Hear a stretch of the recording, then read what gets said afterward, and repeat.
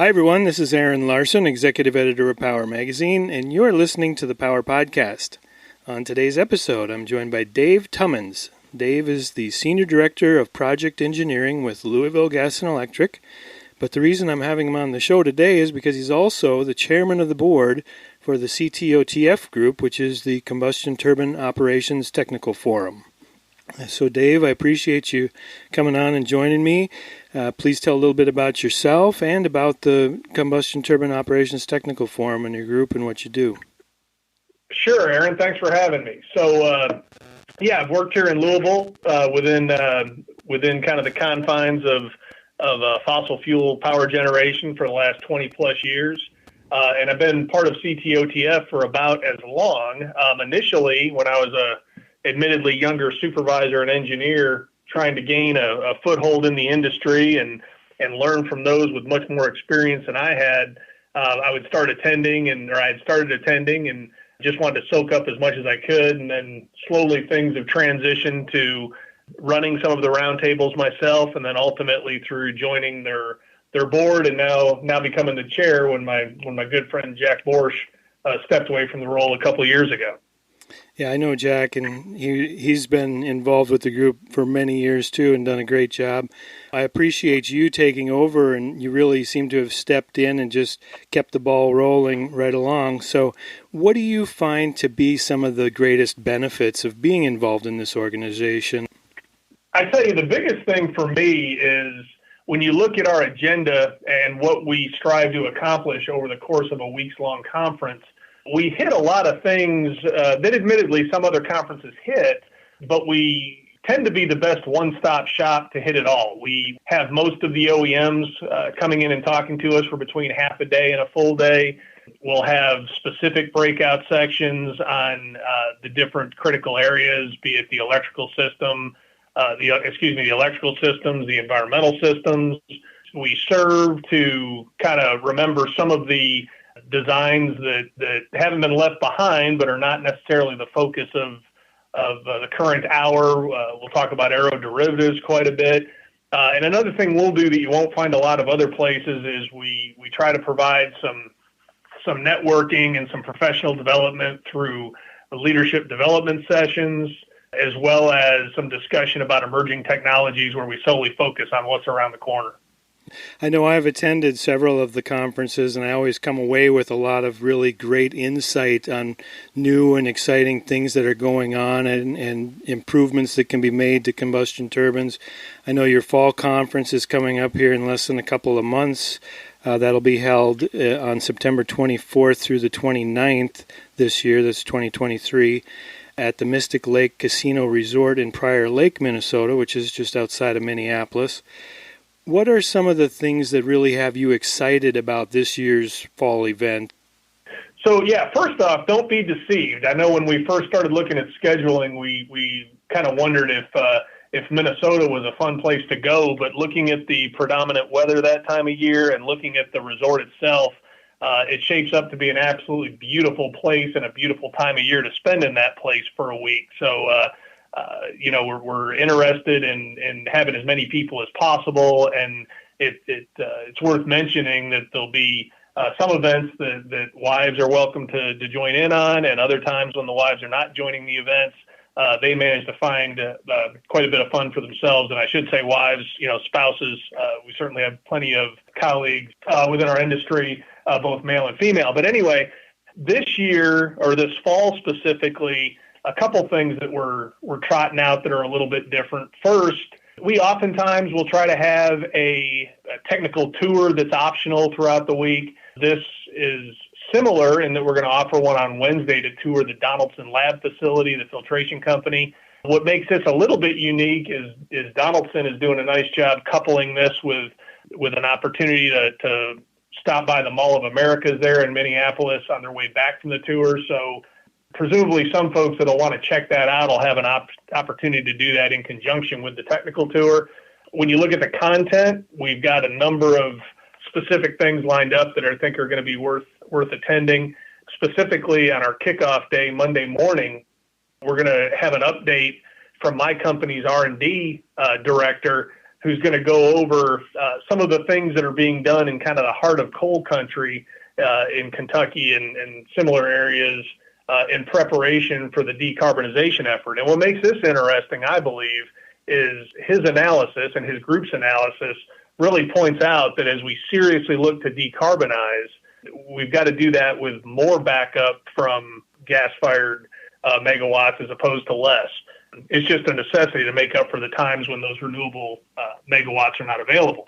The other thing I would mention associated with his presentation is he's going to touch on some efforts in the area of hydrogen blending that his group's specifically looking at, as well as carbon capture and sequestration. That, again, when you look at the unique perspective of the heart of coal country, I think serves as a important note for us all.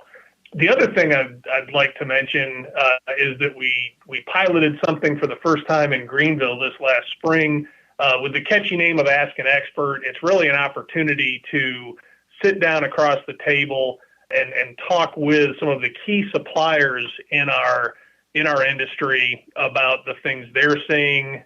Since most of our attendees see one or a couple plants, our suppliers, our vendors see many of them. This gives an afternoon on Tuesday to really focus in on what those suppliers are seeing as trends and what those suppliers are doing to help mitigate the effects of those trends.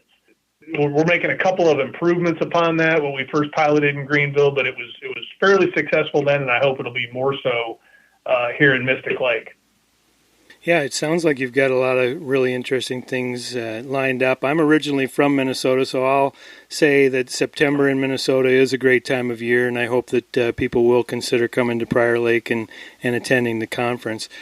Now, I've attended many of the events, as I said earlier, and I've actually sat in on, sessions that were just so informative and had a lot of lessons learned, whether they were presented by engineers that had solved a problem at their plant and they're sharing that information with others, or even vendors talking about best practices for heat recovery steam generator, for example, or filters that they've improved and installed in different places. What are some of the specific agenda items that you think are just can't miss for you this year? So it's fairly typical, the technical pieces of our conference, and they remain the backbone of what we do. I always like to attend the emerging technologies that I'd mentioned earlier, if for no other reason that what was yesterday's emerging technology turns into today's actual challenge for an operating staff. I think hydrogen, while it's going to have its limitations in terms of supply, it's something that every company has to deal with, if nothing else, managing the perspective of our regulators and our customers, what those expectations are for hydrogen. That kind of leads me back to Monday. In addition to the R&D discussion I referenced, we're going to have a panel discussion primarily focused on how well or not how well we convey our message as an industry to key stakeholders. I think we've had the policy of kind of making as few waves as possible, and I think that worked for a long time. But now when we're up against bumper stickers that simply say the sun is free, let's do that, I think there's an education, not just opportunity, but need, and we've all got to be talking about what we're doing to make that work. Because one thing's for sure, nobody's completely kind of tapped that resource. Right. The all of the above strategy still seems to be the best, I think, overall, and that's a message that the general public may not always understand, but something that the people in the industry can help promote. Now, another big part of the event is networking, of course, and meeting new people and speaking with your peers and coming back to talk to old friends who come year after year or, season after season.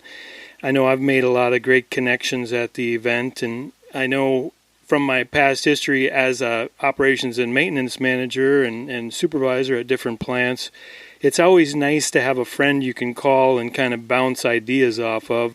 Have you found that to be a really important part of being in this group? And is it often that you reach out and get advice from other people on problems that you might be having and what they might do in a similar situation? Absolutely. I tell you, when I mentioned earlier that one of our strengths above, some of our colleague conferences out there, I think is the breadth of everything we cover. One of our other strengths that kind of goes hand in hand with that is our ratio of folks that are on our leadership committee that are kind of the folks driving the industry in many ways. These folks represent utilities and IPPs and other power delivery companies from across the nation. And when you look at the ratio of those folks to attendees, there's a great opportunity not just to rub elbows with those folks, but to develop real, relationships. My only regret in the 20 years I've had with CTOTF is I didn't start to leverage those earlier. They were there for the taking, and it's only in the last probably 2/3 of that time that I really started to leverage it. And the only thing limiting that was me. I should have started on day one. But to answer your question directly, a week doesn't go by that I'm not reaching out to one of my colleagues that I've met at the conference to hear about what their experiences are. When we start going down a road as a company where we're looking at a technology we haven't previously employed, there's always somebody I can call that's not just tried it, but got some real tangible experience that I can leverage. It's resulted in clear decisions to not try something. And it's also, that's kind of on the high end. On the lower impact end, it's resulted in much more informed and defendable decisions on how much I budget for something, since we obviously live in a time where money is tight for everyone. Sure. And in addition to all of the educational sessions that you also have fun activities that go on that keep people engaged. And can you talk about any of those things? And are you trying anything new this year that maybe you haven't done in the past? Well, there's always room for improvement, but our fun activities have managed to be as fun as we would want them to be, with our event planners, Chris and Beth Doyle, who do a great job. Just as a bit of a highlight, the first kind of fun activity that folks will see is a team building event Sunday evening. Like I said, the conference kicks off Monday morning, but we start having fun on Sunday. So there's a team building event that Chris and Beth are still planning, but I suspect you'll see some putters and golf balls for that, followed by a really nice dinner where we recognize our vendor support. And in the case of Mystic Lake, we're going to recognize a couple long-serving members of the board who are rapidly approaching their retirement and needing to step away. So there'll be some tearful moments, I'm sure, but we'll all have a lot of fun. That then, like I said, goes into Monday's session. Monday evening is kind of the biggest event, is the trade show where all of our vendors display in a full ballroom, their wares and their services, and folks will mill around enjoying the bar and the food that's available while getting a chance to make contacts with vendors they hadn't met before, or kind of refresh and strengthen some relationships they've already got with those vendors.